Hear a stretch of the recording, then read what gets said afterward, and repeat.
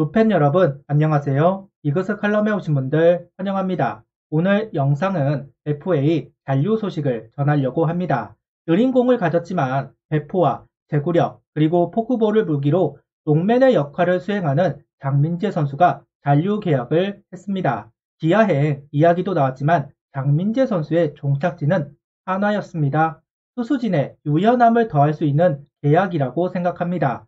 어느 보직을 수행하게 될 것인지 지켜봐야 합니다만 성실함으로 모범이 될 수 있는 장민재 선수가 되었으면 좋겠습니다. 영상 이어가죠. 셀러리 캡으로 인한 선수 이동, 그 뒤에 찾아온 계약 한파, 그 한파로 인해 동결이 되었던 시장이 다시 움직이기 시작했습니다. 외국인 선수 계약 소식과 더불어 FA 계약 소식이 들려오기 시작했는데요. 하나는 이번 FA 시장에서 유일하게 장민재 선수를 내놓았고 잔류 오퍼를 합니다. 선수 측에서 시장 분위기를 보고 싶다는 의지를 존중해 구단은 기다리겠다 코멘트를 하기도 하였는데요. 결국 장민재 선수는 하나와 협상을 이어가면서 잔류 소식을 전하게 되었습니다. 큰 금액의 계약은 아니지만 FA 자체가 선수들에게는 의미가 남다르다. 1군에서 버틴 선수들에게 주는 훈장 같은 것이 FA이기도 합니다.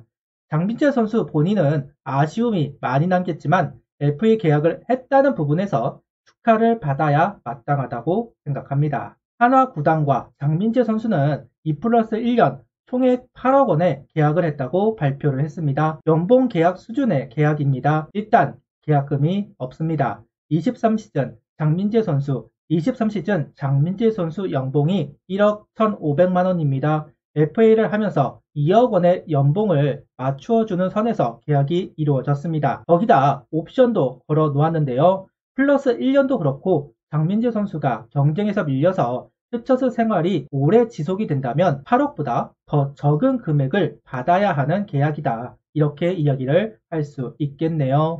어쩌면 잔인할 수도 있는 규모의 계약입니다.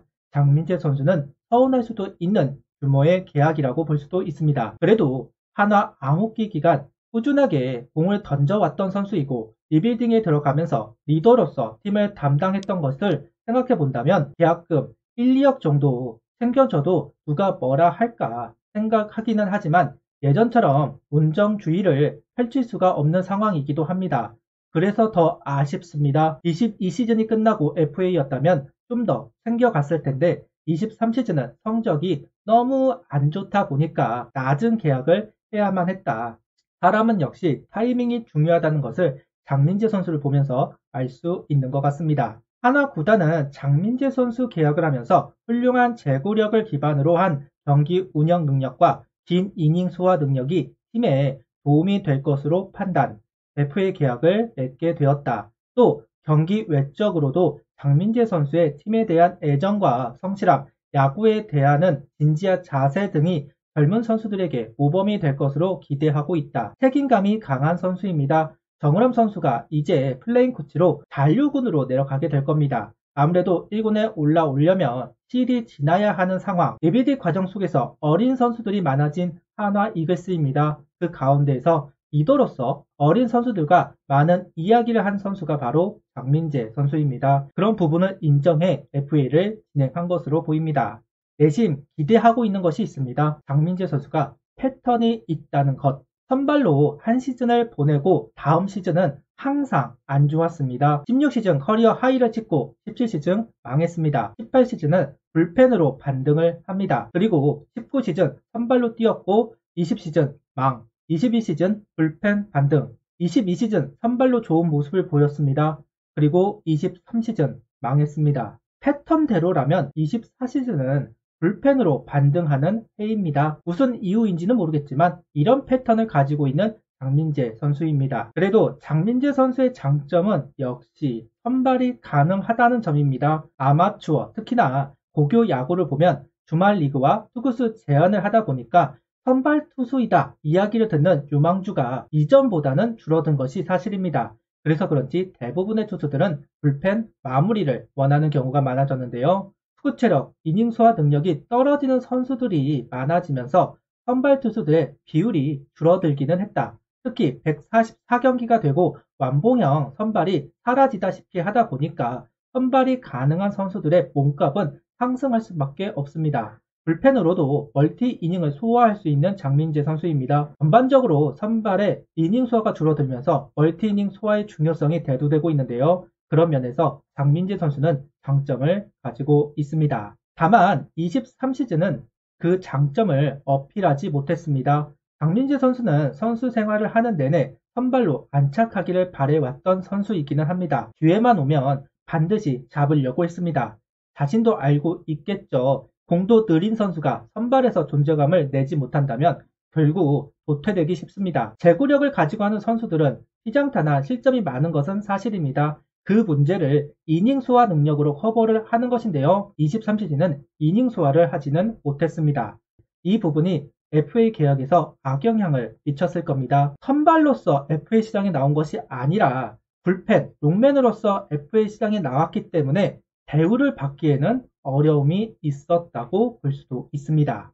장민재 선수의 단점은 역시나 구속입니다. 22시즌보다 1kg가 떨어지면서 평균 속구 구속은 135kg입니다. 체인지업도 구사하면서 타겟을 하려고 했지만 구속이 약하다 보니 조금만 물려도 시장타를 허용하는 경우가 많았습니다. 거기다 24시즌부터 ABS가 도입이 되면 장민재 선수처럼 좌우를 이용하는 선수들이 피해를 볼 가능성도 있습니다.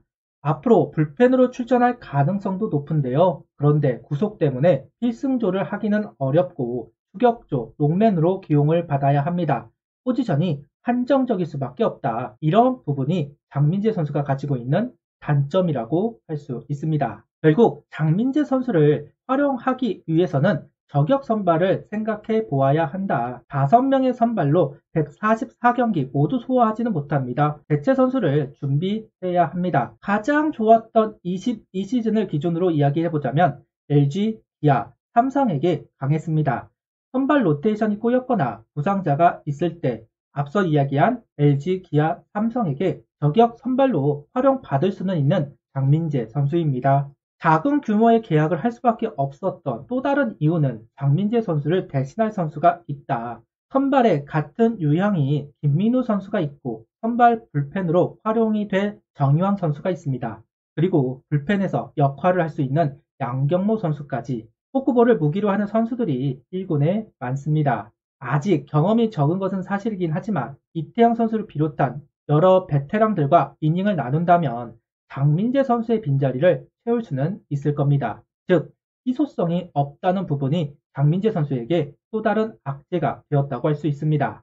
장민재 선수의 필요성이 낮아진 것도 규모가 작은 계약이 된 이유라고 생각합니다. 장민재 선수는 내년 시즌에도 하나 이글스와 함께 할 수 있게 돼 기쁘다. 항상 아낌없는 응원을 보내주시는 우리 팬 여러분 앞에 설 수 있어서 감사한 마음이라고 소감을 이야기했습니다. 우리 팀에는 젊고 가능성이 있는 후배들이 많은데 그런 후배들에게 모범이 되는 베테랑의 역할을 다하겠다. 경기장 안에서는 팀이 필요한 상황에 언제든 도움이 될 수 있는 선수가 되겠다는 마음으로 마운드에 오르겠다고 이야기를 하고 있습니다. 하나 선수로 볼 수 있어서 반갑습니다.